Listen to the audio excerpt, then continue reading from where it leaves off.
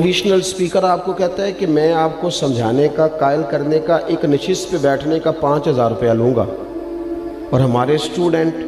وہ 5000 روپیہ دے کے اس کے پاس بیٹھتے ہیں تاکہ تھوڑا موٹیویٹ کر دے،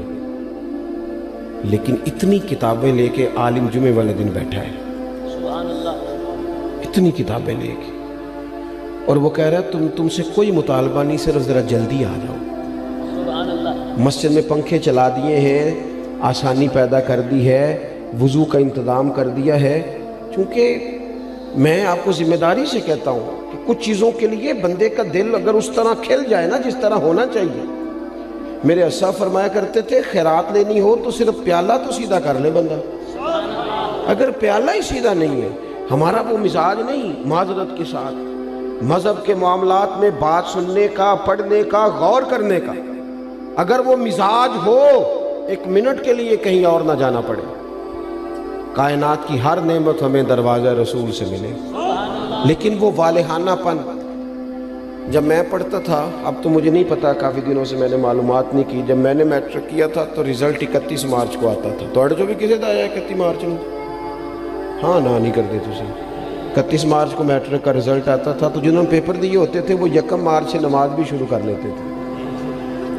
اور ان کے ابا جی بھی شروع کر لیتے تھے، چونکہ پیپر دیے ہوتے تھے نا۔ تو والد کو جس دن پتہ چلتا تھا نا کہ تیرا بیٹا میٹرک کر گیا ہے، تو جس رشتہ دار کو اس نے کبھی فون نہیں نہ کرنا ہوتا تھا،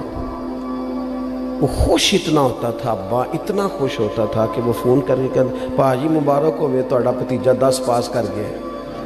یہ خوشی تھی، خوشی سنبھالی، بعض اوقات جب صحیح معنوں میں خوشی ہو تو پھر وہ سنبھالی، صدقے جاواں واری جاواں یہ اماں ہی کہتی ہے، اور سجدہ بھی اسی کو ہی ہے، لیکن کبھی پتر کا قد باپ کے برابر ہو جائے تو بات ابے سے بھی سنبھالی کوئی نہیں جاتی۔ وہ کہتا ہے اب مجھے خیر ہے میرا بیٹا، وہ الگ بات ہے، بیٹا شادی کے 6 ماہ بعد کہ میں نے علیحدہ ہونا ہے، وہ معاملہ الگ ہے، لیکن باپ بڑا راضی ہوتا ہے کہ قد برابر ہو گیا، پڑھ گیا، قابل ہو گیا۔ صحیح کہہ رہا ہوں، یہ والہانہ پن ہوتا ہے، والہانہ پن رشتوں میں ہوتا ہے، رشتوں کی حساسیت بتاتا ہے، نہ سمجھ آئے تو پھر حضرت انس بن مالک رضی اللہ تعالیٰ عنہ فرماتے ہیں مجھے وہ دن نہیں بھولتا جس دن اللہ کے رسول مکے سے ہجرت کر کے مدینہ طیبہ آئے تھے۔ کوئی حضور کی اونٹنی کے آگے، کوئی پیچھے، کوئی دائیں، کوئی بائیں، کوئی یا محمدہ یا رسول اللہ کا نعرہ لگاتا تھا۔ بنو نجار بڑا قبیلہ تھا، بڑا، وہ قبیلوں میں اعزاز رکھتا تھا، ان کی بچیاں دف لے کے بیٹھ گئیں، خوشی سنبھالی نہیں جا رہی، وہ ننھی بچیاں جو بیٹھ کر وہاں دف بجاتی تھیں، رسول پاک کی جانب اشارے کر کے گاتی تھیں اور کہتی تھی ہمیں معمولی نہ سمجھنا، ہم ہیں بچیاں نجار کے عالی گھرانے کی، ہمیں خوشی ہے آمنہ کے لال کے تشریف لانے کی۔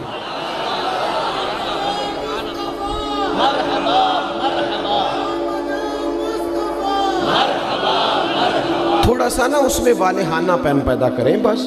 والہانہ پن، کسی ایک چیز کو بھی میلاد میں رسم نہ بنائیں۔ ساڑی مسیح تے محفل نہ ہوئی تے بندے کی آکھن گے، یہ بات چھوڑ دیں، بندے نے آکھن لی محفل کرانی، یہ تو رب رسول کی رضا والا کام ہے، اور اس میں سے رسومات اور قیود بھی نکال دیں۔ اتنی مہنگی محفل کر دیا ہے، غریب آدمی ہاتھ ہی نہیں ڈال سکتا محفل کو، اتنی مہنگی، اتنے موٹے خرچے آنے والوں کے۔ جو یہاں آپ کے علاقے میں نعت پڑھتا ہے وہ بھی نبی پاک کی پڑھتا ہے۔ تھوڑا سا نا چیزوں، میں نے اس دفعہ پچھلے سال دوستوں سے کہا تھا کہ جڑا تسی شاپنا چ لنگر دیندے ہو نا، انہوں بھی پیر صاحب تے مولوی صاحب تے خطیب صاحب لنگر شریف ہی آندے نے، انشاءاللہ کھا لیں گے بھی،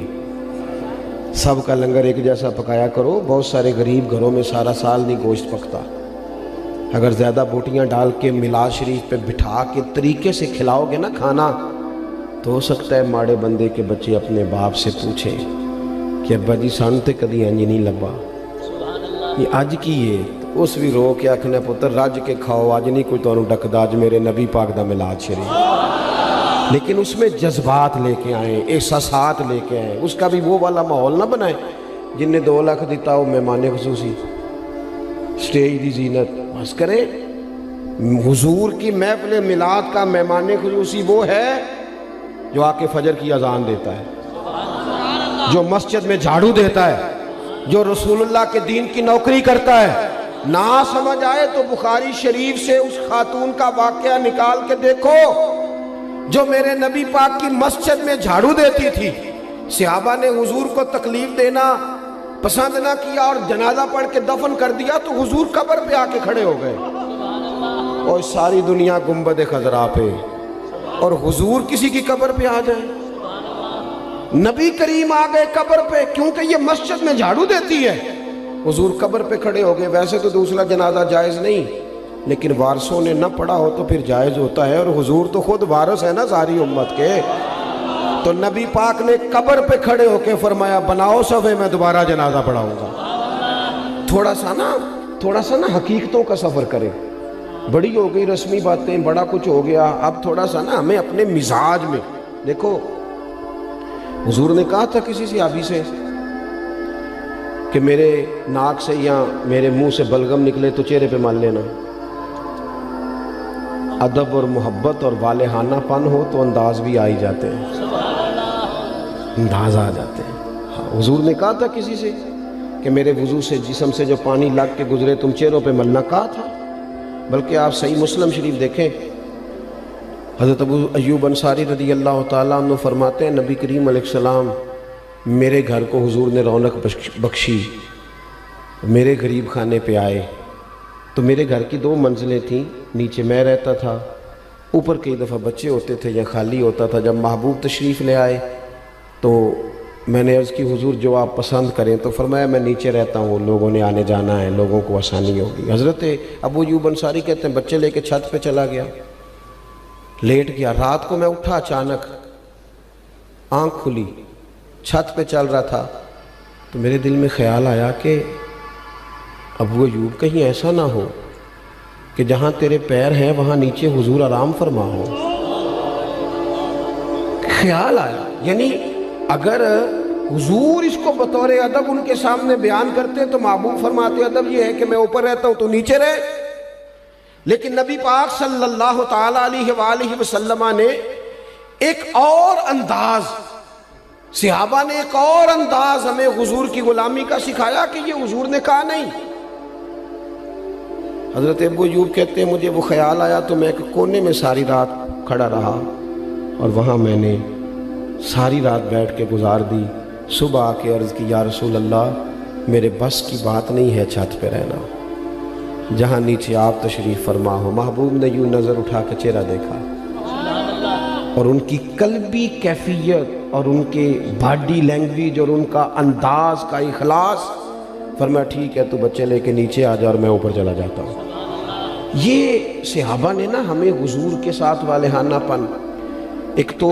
محبت کا والہانہ پن، ادب کا والہانہ پن، اور تیسری بات، اور اسی کے قریب جا کے میں نے بات سمیٹ دینی ہے،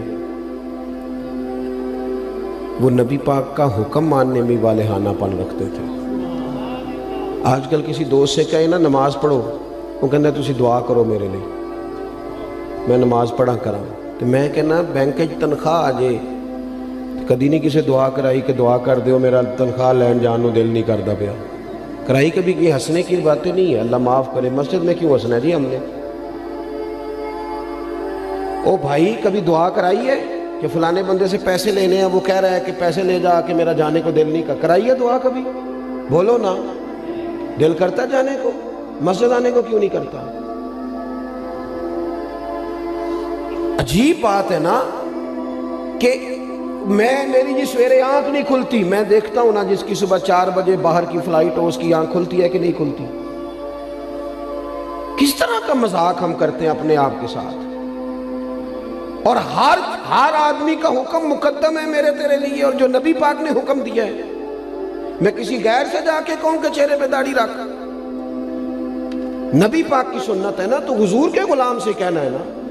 اور حضور کا غلام کہہ رہا ہے میں ابھی نیک نہیں، میں کیسے رکھ لوں؟ یہ کس حدیث میں لکھا ہے کہ جو پورا نیک ہو وہ داڑھی رکھے گا؟ حلال حرام کے مسئلوں میں جو امت آج تک احتیاط نہ کرے، ہم پاک رسول کے ماننے والے ہیں۔ نبی پاک نے اپنے مقدس قدموں کی برکت سے اس امت کو پاکیزگی عطا فرمائی ہے، کیسے لقمہ حرام ہمارے منہ میں جا سکتا ہے؟ کس طرح بھلا؟ طبیعت کیسے گوارا کرتی؟ مجھے بتاؤ نا، آپ سے سوال پوچھتا ہوں، آپ کی توجہ ہے میری بات پر؟ گوشت پکا ہوا ہو نا بڑا بہترین بکرے کا اور مسالہ بھی مرضی کا ہو، بندہ 2-3 لقمے کھا لے اور مزہ بڑا آیا، تو پھر ایک بندے نے کہہ دیا کہ یہ نا صدقے کا ہے، آپ کے منہ میں اس کا ذائقہ بدل جاتا ہے۔ صحیح کہہ رہا ہوں؟ جس طرح آپ کے منہ میں، اور اگر کسی نے کہہ دیا یہ تو مردار ہے، ذبح ہی نہیں کیا گیا تھا، تو ہو سکتا ہے الٹی بھی آ جائے، کیا کر دے کہ یار یہ ٹھیک نہیں۔ تو میرے بھائی جس طرح اس پر کہہ آتی ہے نا ایک لقمے پر کہ یہ حرام ہے، اس طرح تیرے پاس جب 50 لاکھ حرام کا آئے اس پر بھی کہہ آنی چاہیے، اس پر بھی تجھے الٹی آئے، تجھے گھن آئے۔ حضور نے اس طرح تزکیہ کیا، یتلو علیکم آیاتنا ویزکیکم، اس طرح تزکیہ کیا تھا کہ ان کے قریب کوئی شے ناجائز آ سکتی نہیں، سوال ہی پیدا نہیں ہوتا تھا، ذہن سازی ہو گئی تھی۔ آج اور پھر آپ کو ایک بات اور عرض کروں، نبی کریم صلی اللہ تعالی علیہ وسلم نے چاند کے 2 ٹکڑے کیے، ڈوبا ہوا سورج موڑا، پتھروں درختوں نے حضور کا کلمہ پڑھا، لیکن یہ ساری شانیں حضور کی بعد میں معروف ہوئی ہیں۔ نبی پاک کی جو بات سب سے پہلے لوگوں کے پاس آئی تھی وہ تو صادق اور امین ہونا ہے۔ ہاں میٹھا کھانا بھی سنت ہے، لیکن سچ بولنا سب سے بڑی سنت ہے، مسواک کرنا بھی سنت ہے، لیکن دل صاف رکھنا سب سے بڑی سنت ہے۔ تو یہ کیا بات ہوئی، چند ظاہری چیزوں پر تو عمل ہو جائے اور اسی کو پورا دین سمجھ لیا جائے، لیکن جو نبی پاک علیہ الصلوۃ والسلام نے معرفت کا نور اور روشنی دی ہے اس پر توجہ نہیں، اور بات ماننے میں بہانے، ہیلے بہانے۔ میں نے دیکھا ہے سیانے بیانے بندے اور مسجد کے حجرے میں میٹنگ ہو رہی ہے،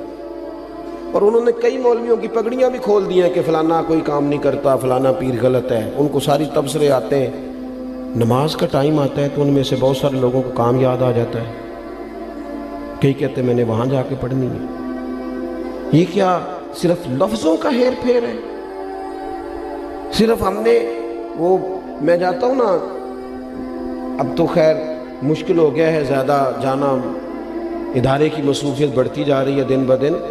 لیکن میں دیکھتا ہوں کہ 21ویں محفل ہے جی ہماری، بانی محفل بتاتا ہے تو آپ نماز پڑھتے ہیں کہ نہیں دعا کرو، 21 مولوی مل کے بھی تجھے نیک نہیں کر سکے۔ میں نے کہا آج کے بعد نہ بتانا کسی کو، وہ کہیں گے کس طرح کے لوگ ہیں، 21 بندے آئے اس کے پاس اور ایک کی بھی بات نہیں سن سکا۔ چیزوں کو اصل پہ لائیں، اصل ہوتی ہے، اور بنیادیں ٹھیک نہ ہوں تو پھر آپ عمارتیں کھڑی کریں، کیسے کھڑی ہوں گی؟